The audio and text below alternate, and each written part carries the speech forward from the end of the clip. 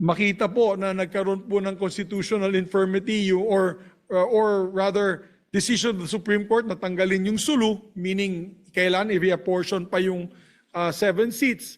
So talagang yan ay mga stumbling blocks, ika nga, or mga harang or potholes in the road to peace. But sana po, as I said, sana po ito na pinakahuling postponement. That is why we have taken every care in choosing this September date. Upon consultation with the COMELEC, the officials of the Bangsamoro Transition Authority, local government officials, legal luminaries, and peace advocates and watch groups. But beyond our formal consultations, I'm also keeping tabs on all the news coming out of the BARM. After the ratification of the Bangsamoro Organic Law in 2019, I was so relieved to see a drastic drop in incidences of violence in the region. It seemed that we had won peace through the BOL.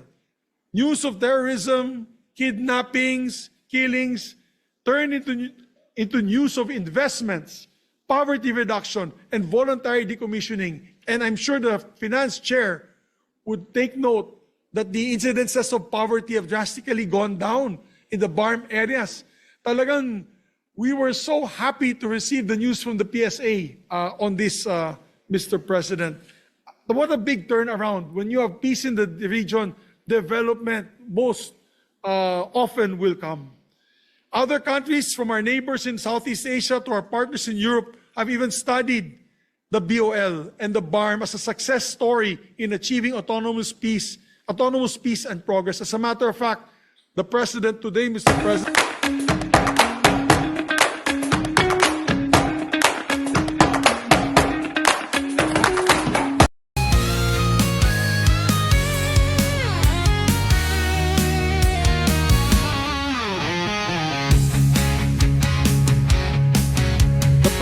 today, Mr. President, highlighted the fact that when he was in the ASEAN meet in in Malaysia, yung kausap po niya, UN Secretary General Gutierrez, told him, out of 40 or so peace processes around the world, it is only the Philippines peace process with our Muslim brothers that has been successful. Sabi po niyan, out of 4 peace processes, only the one in the Philippines has been made a model and is successful. He said it today at the LEDAC, Mr. President. Kaya ako'y natutuwa at nagagalak bilang sponsor nito at tayo po lahat na nandito po na yun. All of us, except maybe for Senator Raffy because he's a new member of Senate. But all those who are on the floor, Senator Risa, the presiding officer, Senator Sherwin Gatchalian, Senator Lauren Legarda, Senator J.V. Ejercito, and of course, to a certain extent, Senator Robin Hood Padilla, who was a civilian but at that time was lobbying for this measure, Mr. President. We were all one in proposing the political solution to this strife in Mindanao, Mr. President. In recent months, however, maybe because of the delay, frustration, by certain groups in the BARM, we have seen a slow rise in violent incidences once again. Who can ever forget this RPG-wielding assassin in Sharif Agwak that has become a meme all over the world, Mr. President? We are back in making headlines for the wrong reasons. And my fear is that the escalating violence in the region is at least partly tied to the repeated postponement of the elections. By delaying and delaying and delaying the elections, Mr. President, we are eroding our people's trust in both the Bangsamoro government and the national government. And if they are disappointed and disenfranchised by the government, where else would they turn? What choice do we leave them with, Mr. President? Huwag natin hintayin ang ipalit sa balota ay bala. Kaya ako po ay naiinip na sa napakaraming taong tumatawag sa akin since last night before I sponsored this measure na kung pwede, Senator Zubiri, i-postpone na natin ito hanggang 2028 para synchronized sa national elections. Sus Mariosep, Mr. President, Hindi na po pwede yun. Magkakagera na doon po sa atin. Katawa-tawa na po tayo. Dahil ang sasabihin nila, hindi na po ito autonomous parliament, kundi appointed forever parliament. And that is what is going to turn the tide once again from peace to strife and fighting in our area. Mr. President, I would like to put this also for the record. The President also mentioned today that he even wanted it earlier rather than later. Pero when we explained to him nga the 120 days, including the publishing of the law, etc., he agreed to the September date. So for all those who still want to pursue the idea that we will postpone all the way till 2028, please take that out of your mindset. Hindi po mangyayari yun habang nandito po kami sa Senado at mga kasamaan po namin sa Kongreso. Tatapusin po natin ito at gagawin po nating September na ang halalan. The Bangsamoro people deserve to chart their own path and to choose their own leaders in doing so, Mr. President. That was the central promise of the Bangsamoro Organic Law, and that is one that we have to uphold now. So to our colleagues, I hope that you can all join me in continuing our work for peace in the Bangsamoro region. Before I end, I would like to specially thank the chairperson of the Committee on Local Government, Senator Jinggoy Estrada, for allowing us to head the subcommittee for this measure, which he knows is very, very close to my heart, being a proud son of Mindanao. But truthfully, this is no simple regional matter, Mr. President.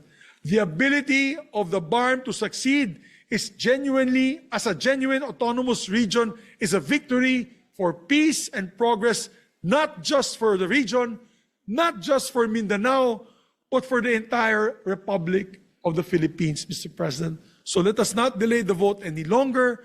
Let us not delay peace.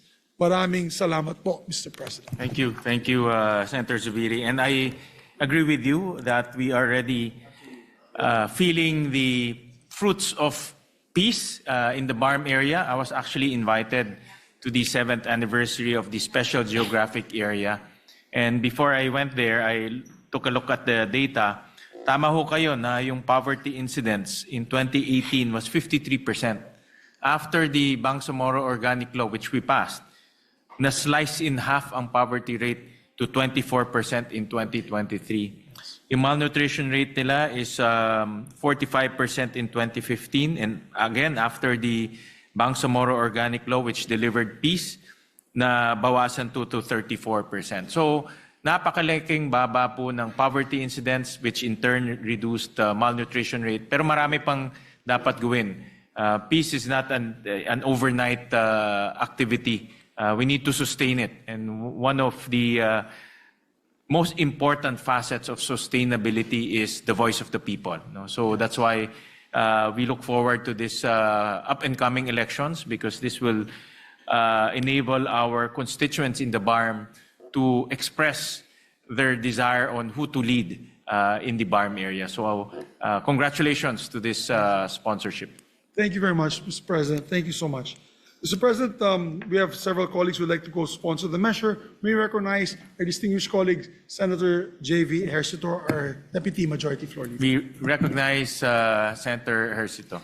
Thank you. Good afternoon, Mr. President, dear colleagues. I rise today to co-sponsor a very important measure which seeks to reschedule the very first regular elections in the Bangsamoro Autonomous Region in Muslim Mindanao. Marahil po ay magtatanong ang ating mga kababayan, bakit kailangan na naman natin pag-usapan na pagpapaliban ng halalan, gayong noong nakarang taon lamang ay nagpasa tayo ng katulad na batas. Kailan nga ba tunay na marinig ang boses ng ating mga kapatid sa BARM? Our commitment is clear. While we are all devoted to the pursuit of lasting peace, we must remember that genuine peace is rooted in a genuine voice. It is born from the democratic exercise of the right of suffrage.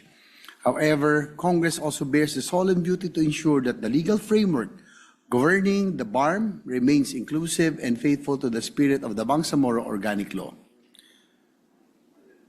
During the 19th Congress, we previously sponsored Republic Act number 12123, which scheduled the inaugural regular election for October 2025. However, recent legal complexities and jurisdictional hurdles have emerged that necessitate immediate resolution.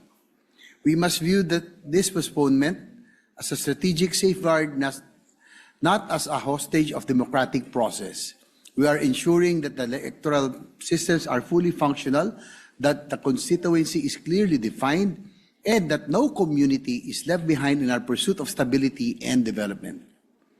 This representation would like to commend our Majority Leader, Senator Juan Miguel Zubiri, the father of Bangsamoro Organic Law, for his prompt action in hearing this measure and for his enduring commitment, again, as the father of the BOL. We'd like to assure our brothers and sisters in the BARM region that this august body remains your partner. Our goal is not merely to hold an election, but to hold one that is credible, peaceful, and truly representative of the Bangsamoro people's aspiration. Mr. President, if I just may add, Mindanao is really so beautiful. I just came from there this weekend. No, I did the Mindanao loop. Eastern Mindanao pa lang to. Susunod yung Western. The most beautiful sceneries, waterfalls, coastlines, lahat po nandun. Napakayaman ng Mindanao, no? Sabi nga nila, magtapong ka lang ng buto kinabukasan, puno na, no? Ganun kayaman. Mindanao is blessed with the beauty of natural resources and rich soil, bountiful. Kaya nga, nagtataka rin ako noon. Even during my father's time, he really gave much attention to Mindanao. In fact, during his time, the biggest budget ever was given to Mindanao, no? From dati 60, 2020, that time to Mindanao, lumaki. No? Now I can see why, because the more I go to Mindanao, I have seen the big potential in Mindanao. Ang problema lang talaga doon, it's the peace and order problem. No? In the eastern side, it's the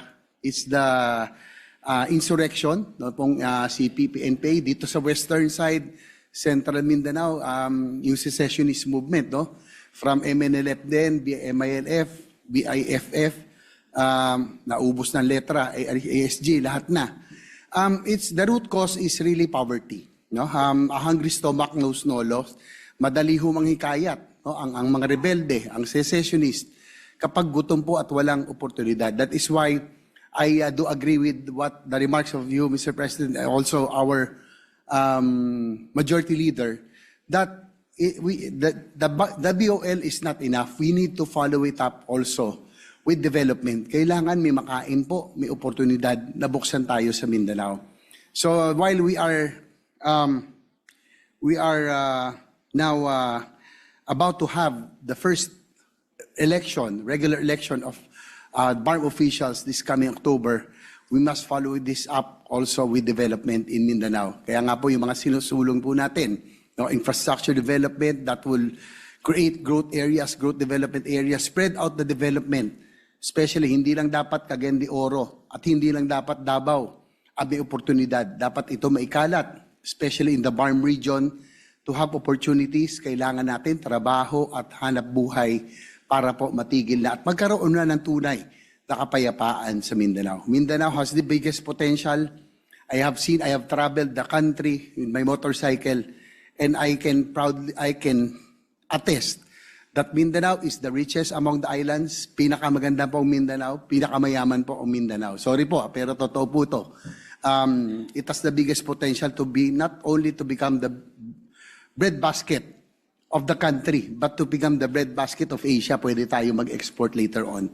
We just need to lay down the necessary infrastructure so as to spread out the development and stimulate economic growth in Mindanao. So with that, again, I commend our Majority Leader for prioritizing this. Hopefully, this coming October, we will have the historic first election in the BARM. This coming September, the BARM elections in Mindanao. Thank you, Mr. President. Good afternoon. Maraming Majority salamat, Leader. Mr. President, to our distinguished Deputy Majority Floor Leader who was with us when we entered Camp Darapanan. Mr. President, he was even fearful of his life because at one point in time, the father declared an all-out war. But all was forgiven and forgotten when he entered Camp Darapanan. They treated him like a brother. And I think That was quite a memorable trip, Mr. President. We were all touched. No, they hugged him and they said, for peace, let us all be together and united. So that was really a historic moment, Mr. President. Mr. President, next to sponsor the measure is no other than our distinguished adopted son of Mindanao, Mr. President, Senator Robin Hood Padilla. We recognize Senator Robin Padilla. Maraming salamat po, Ginoong Pangulo, at sa ating pinunong mayurya.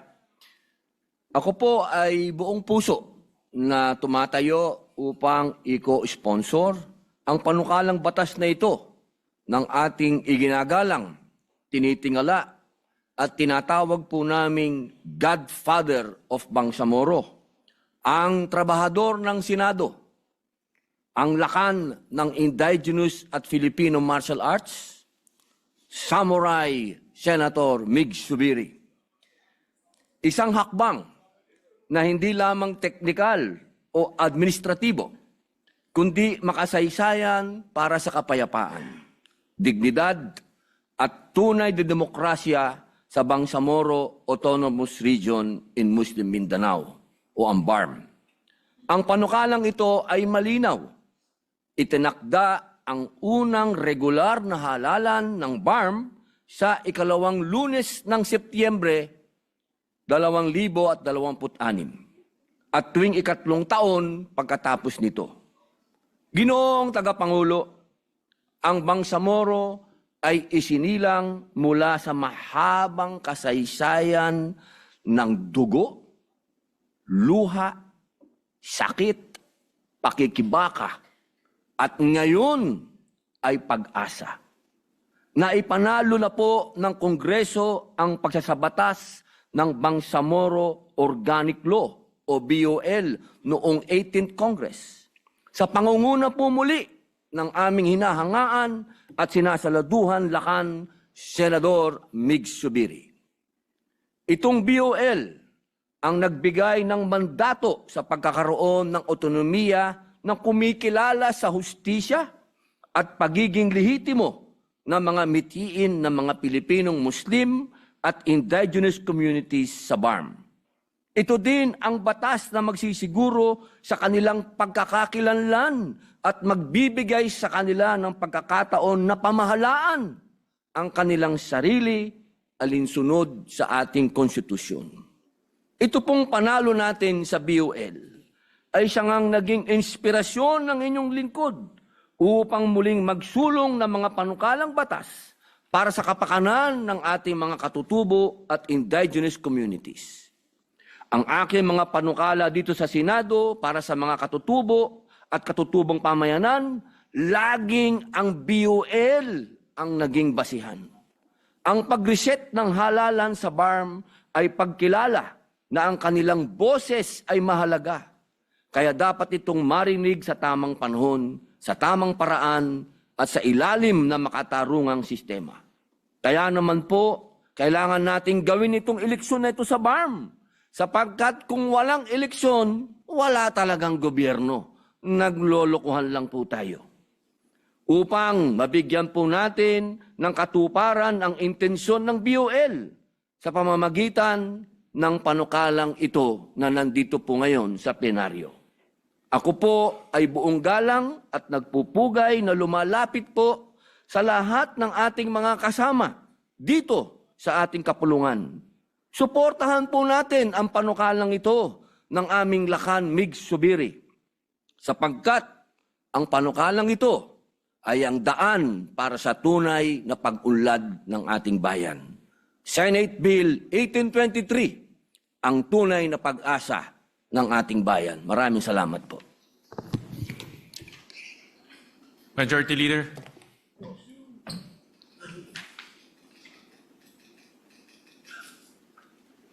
Yes, Mr. President. Also, one gentleman who was with us from the very beginning also entered with us in Camp Darapanan when then Governor Mujib, Chief Minister Mujib Hataman was driving us around camp.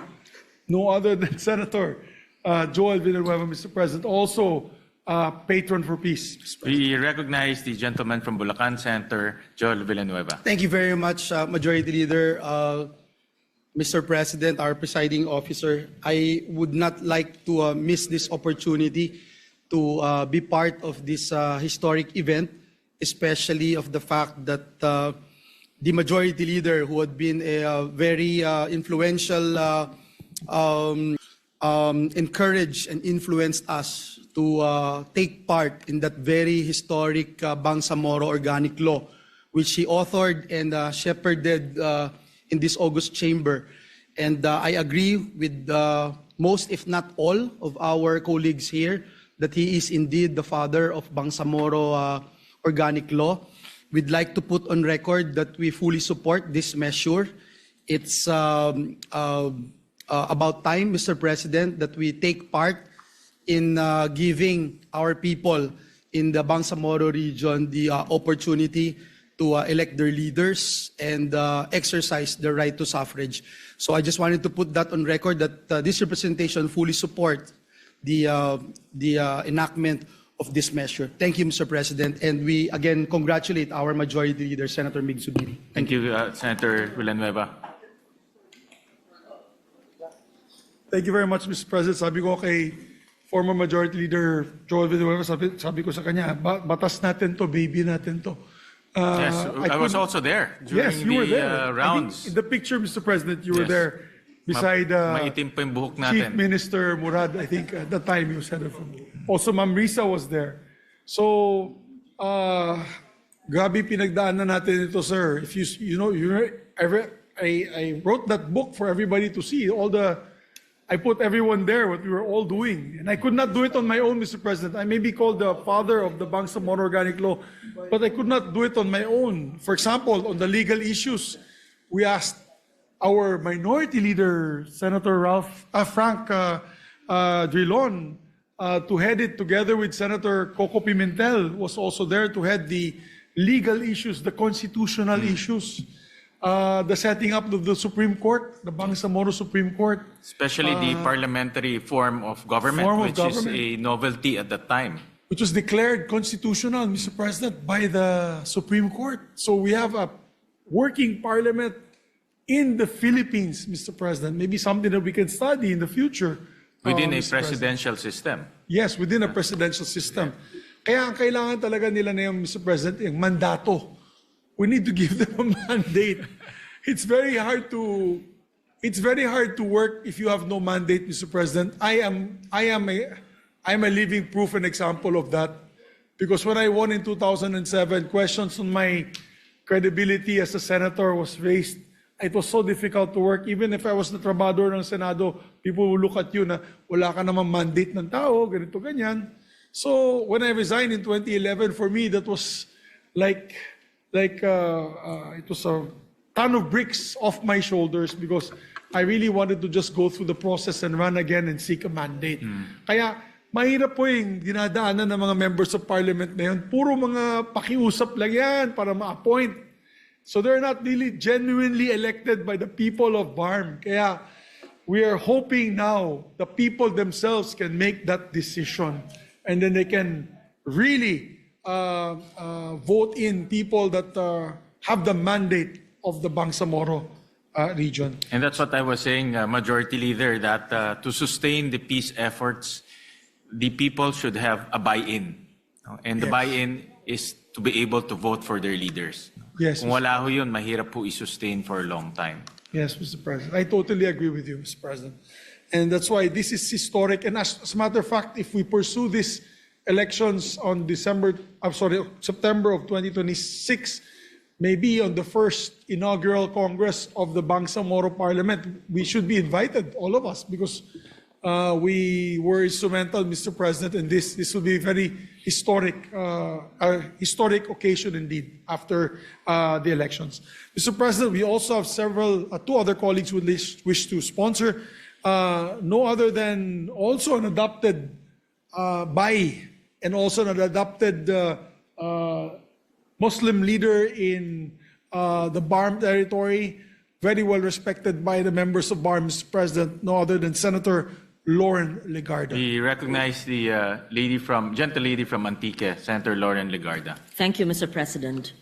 As chairperson of the Senate Committee on National Defense, Security and Peace, Unification and Reconciliation, and as co-chair of the Philippine Congress Bangsamoro Parliament Forum, I rise today to co-sponsor Senate Bill 1587, which sets the date for the first regular elections in the Bangsamoro Autonomous Region in Muslim Mindanao. This is not an ordinary measure, and it does not concern an ordinary election. It sits at the center of our nation's pursuit of peace, justice, and self-determination for the Bangsamoro people. Hindi ganap ang Pilipinas kung wala ang kwento ng Bangsamoro. Nakaukit ito sa ating kasaysayan, humuhubog sa ating kasalukuyan, tumutukoy sa landas ng ating kinabukasan batay sa kung gaano natin ito tapat na kikilalanin at iingatan. Ang tinatalakay natin ngayon ay isang mahalagang hakbang na sinisilang mula sa mahabang paglalakbay tungo sa kapayapaan na nagbunga ng Comprehensive Agreement on the Bangsamoro at ng Bangsamoro Organic Law, isang halalan na nagdadala ng politikal na landas ng prosesong ito sa ganap nitong katuparan. We must speak honestly about the path that has led us here.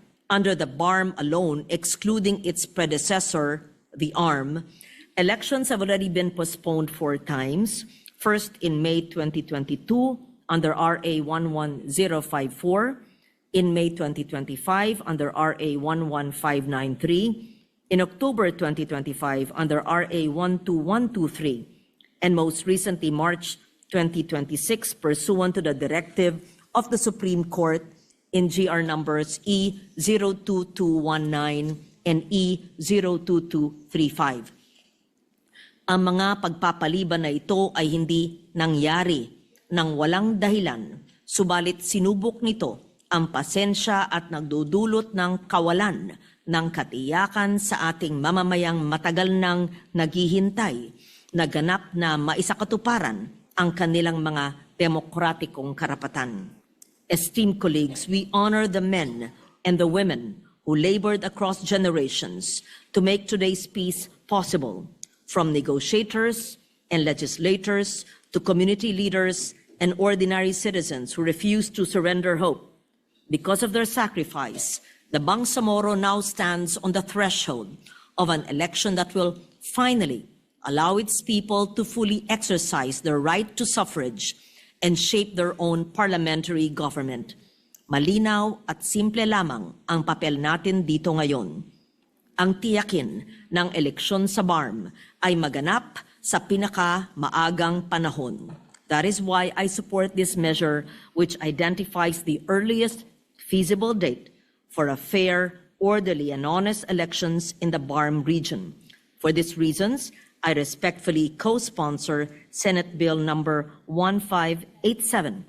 Grateful to the subcommittee chair, Senator Mig Subiri, our majority leader, who was also the principal author and sponsor of the BARM law. Thank you, Mr. President. Thank you, Mr. President. Mr. President, we'd like to also just put into the record that Senator Jingo Estrada, the chairperson of the Mother Committee, as well as Senator Erwin Tulfo, would like to insert to the records their sponsorship speeches. So inserted. And all those I mentioned, Mr. President, and all those who stood up, if they can be made co-authors and co-sponsors as well. So recorded. Thank you. Yes, we'd like to recognize Senator Christopher Bongo for his sponsorship speech. We recognize Senator Bongo.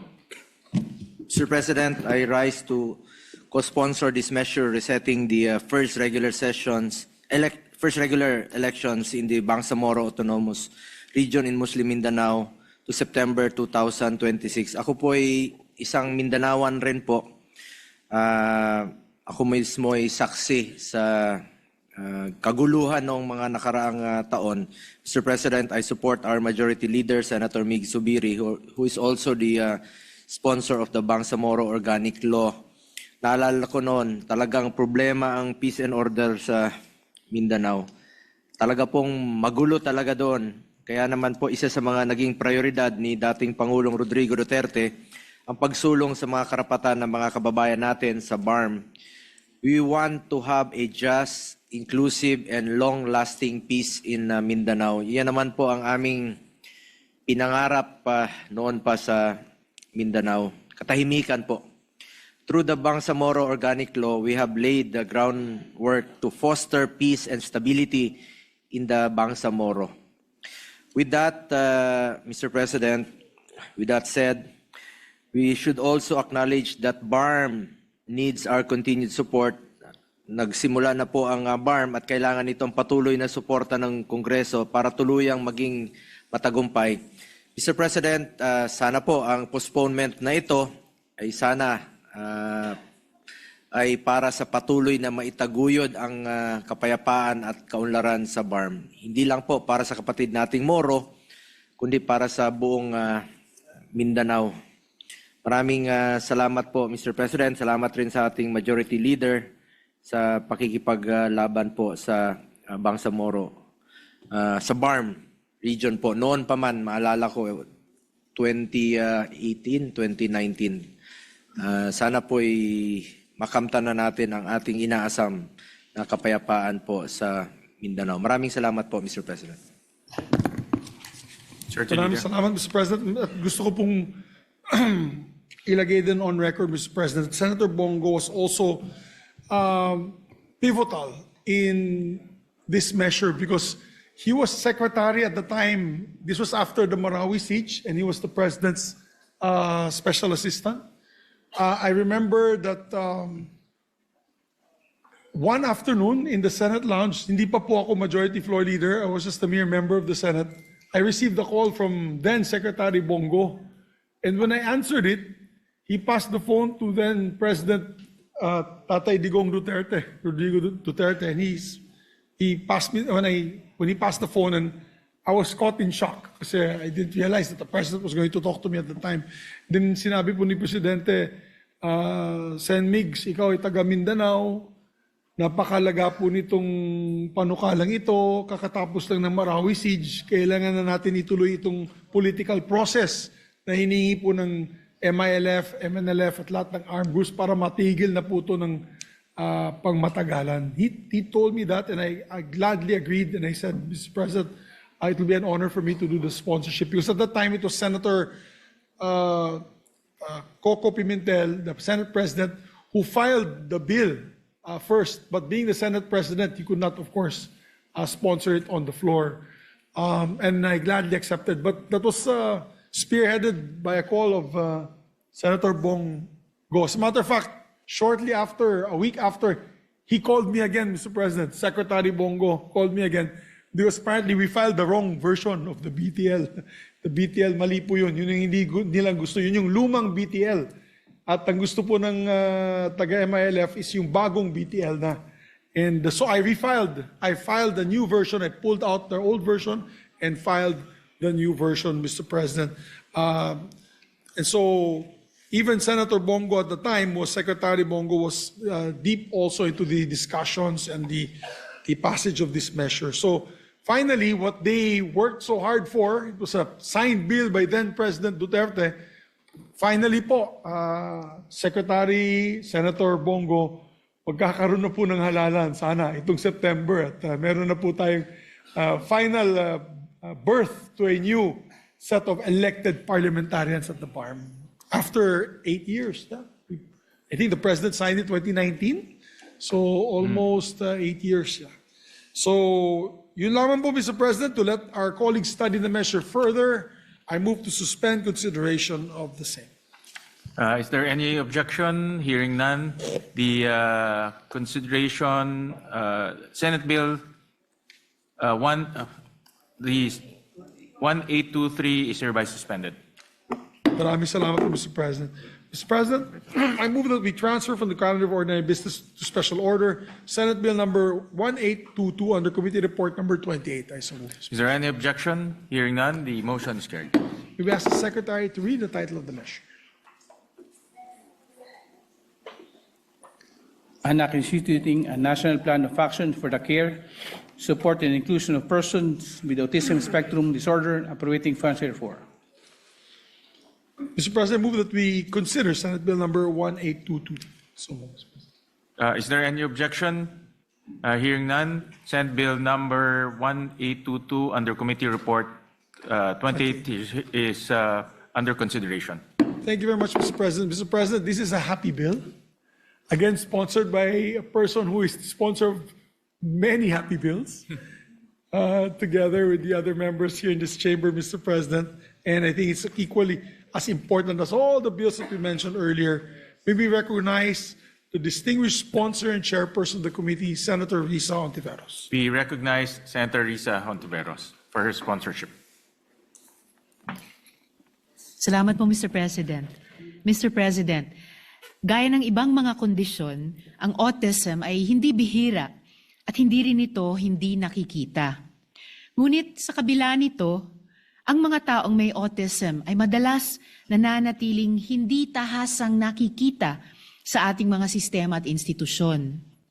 Today, I rise to sponsor the proposed National Autism Care, Support, and Inclusion Act, a measure that seeks to institutionalize an enabling and coherent national policy on how we, as a state, respond to autism spectrum disorder. Ang panukalang batas na ito ay bunga ng pinag-isang mahahalagang probisyon mula sa mga panukala ng ating mga kasamahan.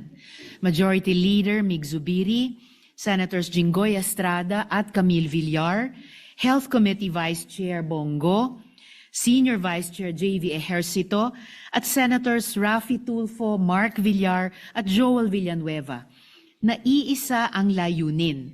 Siguraduhin na walang Pilipinong may autism ang mapapabayaan at maiiwanan. Mr. President, malinaw at siyentipiko ang pagkilala ng panukalang batas na ito sa autism spectrum disorder.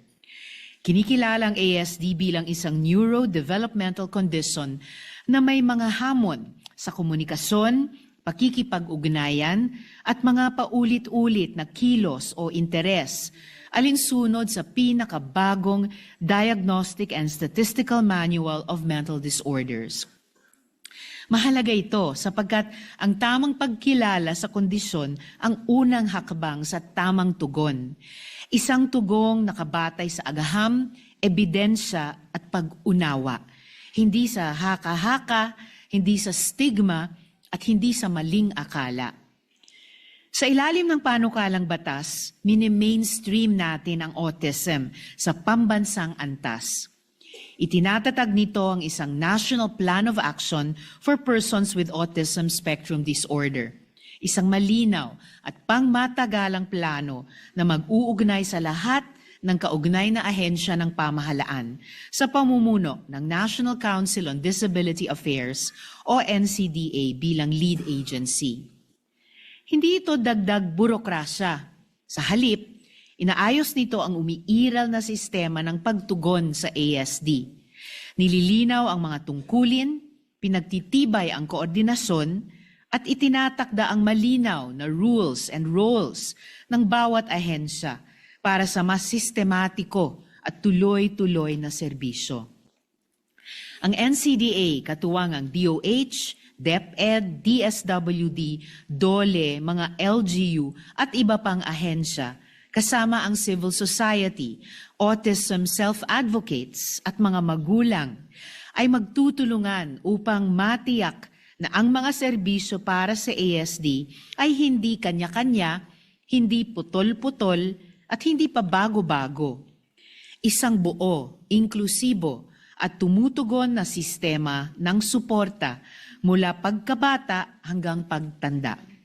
Ibig sabihin po nito, maagang detection at screening upang hindi nahuhuli ang diagnosis, napapanahon at evidence-based na intervention para sa tunay na pag-unlad, dekalidad at abot-kayang serbisyong pangkalusugan, inclusive education, hindi pagtataboy sa mga batang may autism, trabaho at kabuhayan, hindi habang buhay na pag-asa sa pamilya at social protection at community-based support upang hindi nag-iisa ang mga pamilya at caregivers.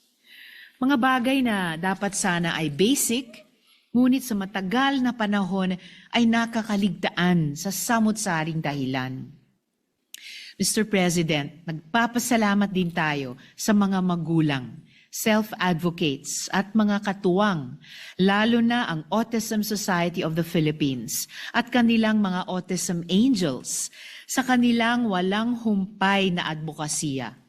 Sa loob ng halos 4 na dekada, mula pa noong 1989, patuloy nilang itinataguyod ang isang kapaligirang nagbibigay lakas sa mga taong nasa autism spectrum upang maging sa abot ng kanilang kakayahan, self-reliant, produktibo, at ganap na kalahok sa ating lipunan.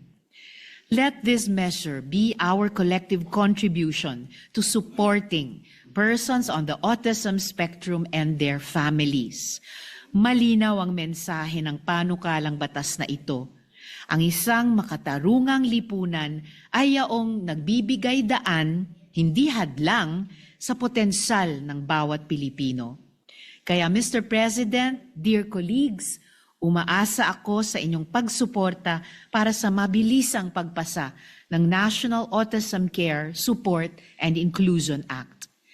Para sa mga batang may autism na may pangarap, para sa mga magulang na araw-araw lumalaban, para sa isang bayang mapagkalinga at inklusibo, at para sa isang Autism OK Philippines. Maraming salamat, Mr. President. Thank you very much, Senator Hontiveros. Majority Leader. Mr. President, we have several members who would like to also deliver sponsorship speeches. May we recognize our distinguished colleague, the former former Majority Leader, no other than our distinguished colleague, Senator Joel Villanueva. We recognize Senator Joel Villanueva. Thank you very much, Mr. President. Thank you, distinguished Majority Leader. Mr. President, distinguished colleagues, a blessed afternoon to everyone. It is with great privilege that we rise today in full support of Senate Bill number 1822 under Committee Report number 28, otherwise known as the National Autism Care, Support and Inclusion Act. We take this opportunity to thank our dear colleague, and the Bible says, give honor to whom honor is due. We'd like to thank the chairperson of the Senate Committee on Health, Chairperson Senator Risa Hontiveros, for making this measure a priority.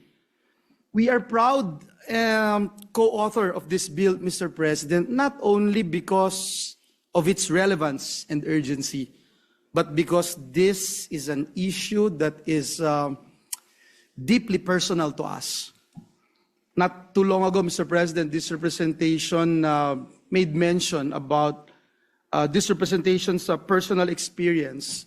And we stood here before this august chamber and humbly shared that we are a father of a child with special needs. At bilang isang ama, bilang isang magulang, hindi po biro yung mga nararanasan natin na hirap, sakripisyo, at mga hamon na kaakibat na, sa pagpapalaki ng isang batang may espesyal na pangangailangan o nandoon po sa autism spectrum. Isa po sa pinakamabigat na hamon, Ginoong Pangulo, ay yung kakulangan natin ng mga healthcare professionals na may sapat na kakayahan at pagsasanay upang tumugon sa mga pangangailangan ng mga taong nandoon po sa autism spectrum. Ayon po sa Autism Society of the Philippines, tinataya pong isa sa bawat 100 Pilipino ang may autism. Katumbas nga po ito ngayon na humigit kumulang 1.2 million na Pilipinong nabubuhay na may autism.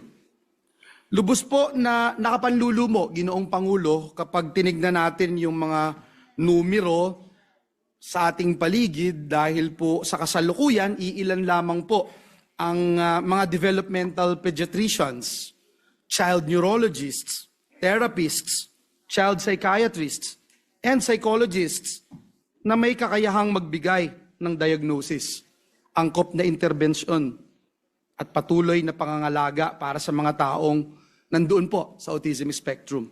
Dahil po dito, maraming pamilya ang napipilitang maghintay ng matagal. Hindi po ako naging exempted dito, Ginoong Pangulo. Gumastos ng malaki o tuluyang mawala ng access sa serbisyong lubhang kailangan ng kanilang mga anak.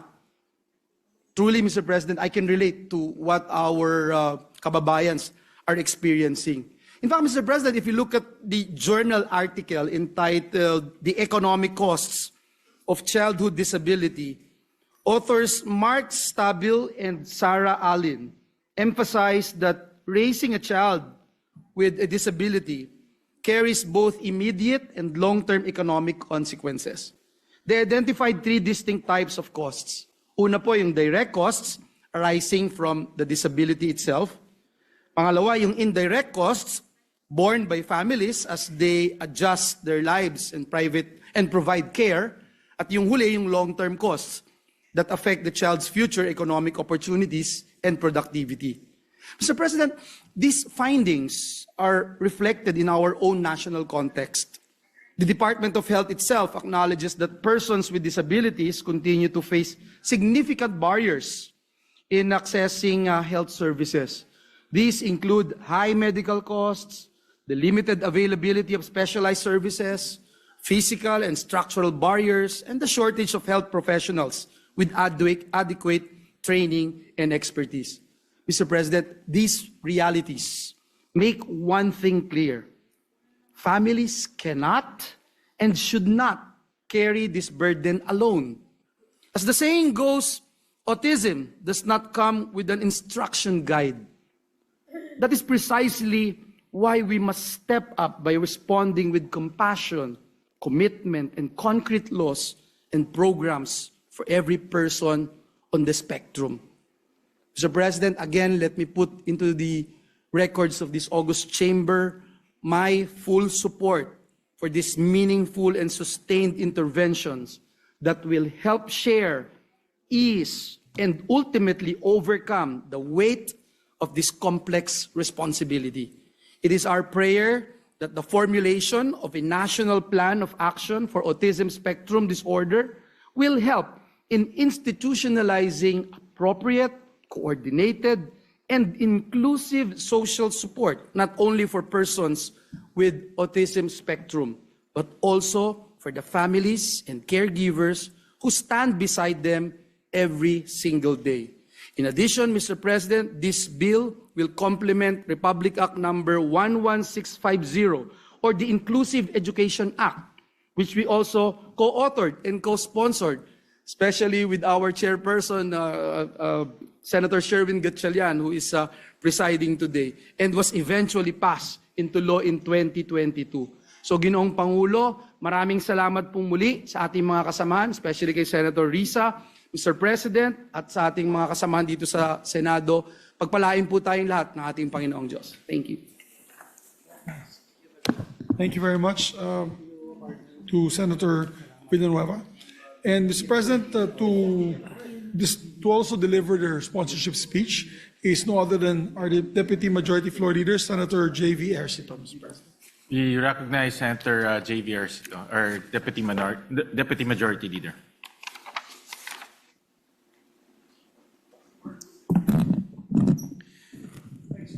Mr. President, my dear colleagues, it's an honor and privilege to co-sponsor Senate Bill number 1822 under Committee Report number 28. I rise today to co-sponsor a measure that does not only concern policy but compassion.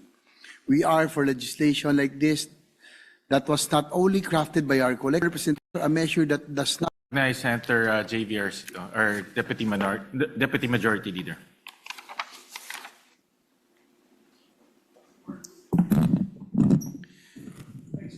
Mr. President, my dear colleagues, it's an honor and privilege to co-sponsor Senate Bill number 1822 under Committee Report number 28. I rise today to co-sponsor a measure that does not only concern policy but compassion. We are for legislation like this that was not only crafted by our collective minds but perhaps most importantly our hearts.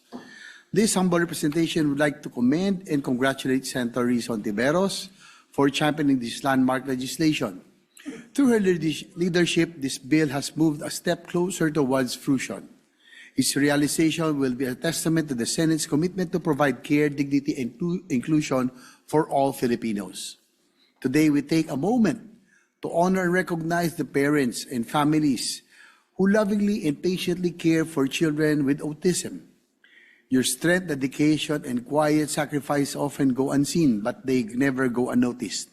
Kaya nga po, habang nakikinig ako sa ating kasamang si Senator Joel, talagang nobody can compare yung kanyang personal experience. I know, we know the difficulty and the challenges of having a child that is on the spectrum of autism. As lawmakers, we are given not only the responsibility, but also the opportunity to help. We have the power to create programs, policies, and support systems that will make life easier and more inclusive for every child and every family affected by autism. Tulungan natin ang ating mga kababayan, unawain natin at tugunan natin ang kanilang mga pangangailangan. Sa pamamagitan ng malasakit at konkretong aksyon, makakalikha tayo ng isang lipunang mas makatarungan, mas maunawaan at tunay na inklusibo. Kinikilala ng panukala na ito ang bawat isang Pilipino anuman ang kakayahan at katayuan ay may puwang sa ating lipunan. Hindi po sapat na sabihin lamang natin na mahalaga ang persons with autism. Ang kailangan natin ay konkretong plano para sa kanila at ang paglalagak ng karampatang pondo para maipatupad ito. Ang pagtanggap at pag-aangalaga ay hindi lamang dapat malimita sa loob ng tahanan ng isang person with autism. Sa pamamagitan ng ating mga pagsisikap, may padarama ng Senado ang pagmamahal at pagmamalasakit nito, hindi lamang sa mga persons with autism, kundi sa kanilang pamilya at nag-aaruga sa kanila. Together, let us build a society where every child is valued, supported, and given the chance to thrive. Mr. President, with humility, compassion, and firm conviction, I proudly co-sponsor Senate Bill number 1822 under Committee Report number 20. Maraming salamat po. Thank you, Senator Ercito. Majority Leader. Mr. President, may we recognize distinguished colleague, Senator Mark Villar. We recognize Senator Mark Villar. Thank you. Mr. President, I rise to co-sponsor Senate Bill number 1822 under Committee Report number 28, or the National Autism Care Support and Inclusions Act. Mr. President, it is estimated by the World Health Organization that about 1 in 100 children worldwide has autism. In the Philippines, records reveal that there are close to 1 million people living with autism. However, the Autism Society of the Philippines estimates that only 10% of Filipinos with autism are diagnosed and only 5% are receiving proper interventions. A huge number of Filipinos with autism live their lives without sufficient support for their daily needs. Most of them don't have access to medicine and therapy that improves their quality of life, thereby contributing to overall well-being. This is also a cause that's very close to my heart because my sister-in-law is also within the spectrum, and I have first-hand knowledge of the sacrifices and challenges that are needed to give them the care that they need. So I'm very happy that this bill is here on the floor. And then, of course, I'm happy that the many provisions in this bill are designed to give additional support to those with autism. Sa pamamagitan ng bill na ito, mayroon ng maasahang tulong galing sa gobyerno katulad ng early detection at evidence-based intervention and therapies. That's why, Mr. President, I'm grateful to Senator Risa for pushing this bill, because there are quite a number of Filipino families who would benefit from the programs and services enshrined in this bill. Those who are in the spectrum would be ensured that they have access to quality health care, inclusive education, employment opportunities, and appropriate social support. Mr. President, Senator Risa has my full support in seeking the passage of this bill, and I share her call for our colleagues' support as well. Thank you, Mr. President.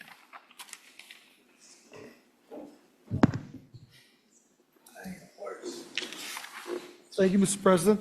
Mr. President, if I may also insert for the record my sponsorship speech of the measure, as well as the sponsorship speeches of Senator Estrada, Senator Pia Cayetano, and Senator Christopher Bongo.